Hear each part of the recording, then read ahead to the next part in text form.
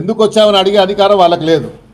పోయినప్పుడు నేనేమన్నా చేసి నేను ప్రోత్సహించి నేను వాళ్ళని ప్రొవోకేట్ చేస్తే తప్పకుండా నా మీద నేను వార్నింగ్ ఇచ్చి వచ్చాను బస్తీ వాళ్ళకి.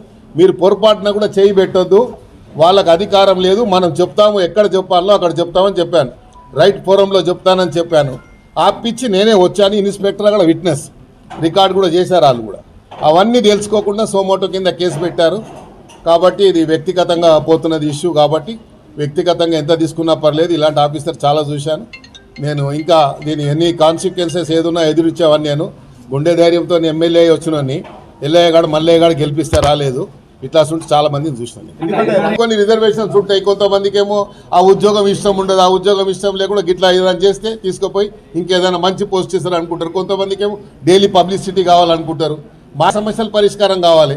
మాకేం మేము పబ్లిక్ లైఫ్లో ఇన్నేళ్ళ నుంచి ఉన్నాము, ఇన్నేళ్ళ నుంచి ప్రజల మధ్యలో ఉన్నాము, ప్రజా సమస్యలు తెలిసిన వాళ్ళము, ప్రజలు ఎట్లా ఎదుర్కోవాలి, కష్టాలు ఎదుర్కోవాలి తెలిసిన వాళ్ళము.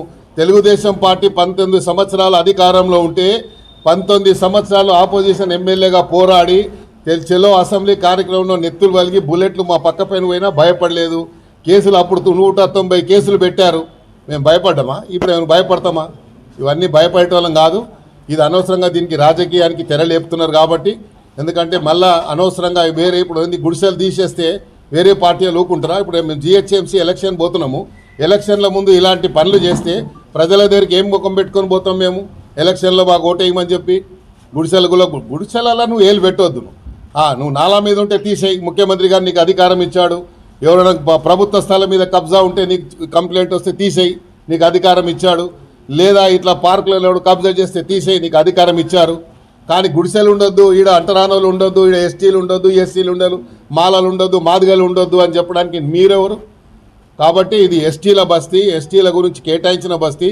వాళ్ళకు ప్రభుత్వ పరంగా గజెట్ ఇచ్చి వాళ్ళకు ఇయర్ మార్క్ చేసి ఫౌండేషన్ వేసి కాలమ్స్లు వేసాయాడ.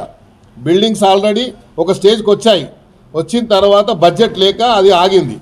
బడ్జెట్ లేక ఆగింది కాబట్టి బడ్జెట్ వస్తుంది. రేపు ముఖ్యమంత్రి గారు వచ్చిన తర్వాత బడ్జెట్ ఇచ్చి వాళ్ళకి దారి లేకుండా చేస్తున్నాం. మా ఆవేదన ఏంది, వాళ్ళకి దారి లేకుండా చేస్తున్నాం. పార్కు ఒకటి తీసుకోవాలి వద్దంటలేండి. నేనే కట్టిస్తా అని చెప్పిన, నా బడ్జెట్ ఇస్తా అని చెప్పాను. ప్రైవేట్ వాళ్ళతో ఎందుకు కట్టిస్తున్నారు? ప్రైవేట్ వాళ్ళు వాళ్ళ సొంత ఆస్తి లేక కూర్చొని కట్టిస్తున్నారు. వాళ్ళని ఏమోరి ప్రోత్సహిస్తున్నారు. డిపార్ట్మెంట్తో చేయించండి. డిపార్ట్మెంట్తో చేయిస్తే నేను కూడా కూర్చుంటాడు పోయి.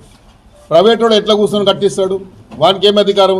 అదే ల్యాండ్లో ఒక 2 వ్యక్తులు దాని వెనుకనే ల్యాండ్లో బాగా జప్తా కంపౌండ్ వాళ్ళు వేసుకుని